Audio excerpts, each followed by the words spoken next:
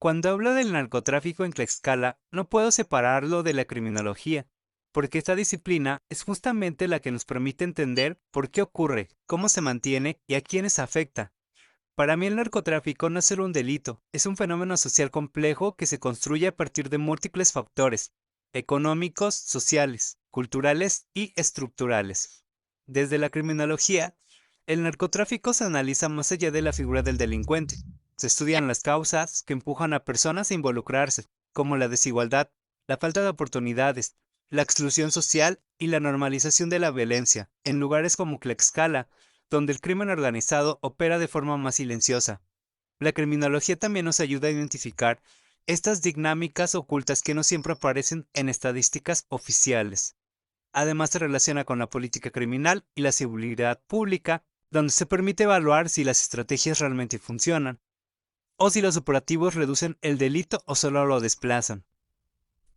Cuando se habla de narcotráfico en Tlaxcala, muchas personas piensan que aquí no pasa nada, que es un estado pequeño y tranquilo, pero la realidad es más compleja.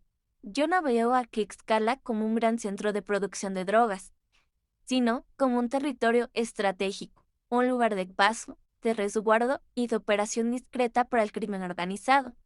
Su ubicación, rodeada de estados con alta actividad delictiva, la convierte en una pieza silenciosa dentro de una red mucho más grande. Lo que realmente preocupa no son los grandes carteles visibles, sino el narcomenudeo. Este es el problema, que se vive a nivel de calle, en colonias, comunidades y municipios pequeños. Ahí es donde el impacto es directo, donde la violencia se normaliza y donde los jóvenes se vuelven el blanco principal. Muchos no entran por ambición, sino por necesidad, por falta de oportunidades o por presión del entorno. También me llama la atención cómo el narcotráfico en Tlaxcala se mantiene bajo un perfil bajo. No hay grandes enfrentamientos constantes, pero sí hay ajuste de cuentas, desapariciones y homicidios que rara vez se asocian públicamente con el crimen organizado. Existe un silencio social, una especie de negación colectiva, donde se prefiere no hablar del tema por miedo o por costumbre. Otro punto clave es que el narcotráfico rara vez actúa solo, se conecta con otros delitos, como el robo, la extorsión y la violencia cotidiana. Todo forma parte de la misma red. Por eso, creo que el verdadero reto no es solo detener criminales, sino entender por qué estas dinámicas siguen creciendo. Hablar de esto, informarnos y no minimizarlo es el primer paso para ver la realidad completa de lo que está pasando en Tlaxcala.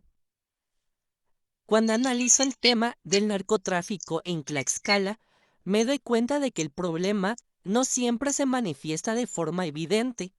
Aquí no vemos constantemente convoyes armados ni enfrentamientos espectaculares, pero eso no significa que el fenómeno no exista. Al contrario, lo que ocurre es una forma de criminalidad más silenciosa, más fragmentada y por eso mismo más difícil de detectar. En Tlaxcala, el narcotráfico no opera como en otros estados, donde los cárteles imponen su presencia con violencia abierta. Aquí funciona a través de pequeñas células de redes locales que se mueven con discreción, aprovechando la cercanía con estados vecinos y la facilidad para pasar desapercibidos. Esto convierte al estado en un punto estratégico no para producir en masa, sino para almacenar, distribuir y conectar rutas. Lo que más le preocupa es cómo esta dinámica impacta la vida cotidiana. El narcomenudeo es el rostro más visible del problema y también el más dañino. Es ahí donde se engancha a jóvenes, donde se normaliza la violencia y donde las comunidades empiezan a convivir con el delito, como si fuera parte del paisaje. Muchas veces no se denuncia, no porque no se quiera, sino porque existe miedo o desconfianza. También pienso que el silencio juega un papel clave. Se habla poco del tema, se minimiza y se asume que aquí no pasa nada, pero cuando reviso los datos, los operativos y los casos recientes, queda claro que Tlaxcala no está aislada. Por eso creo que hablar de este fenómeno, entenderlo y cuestionarlo es fundamental.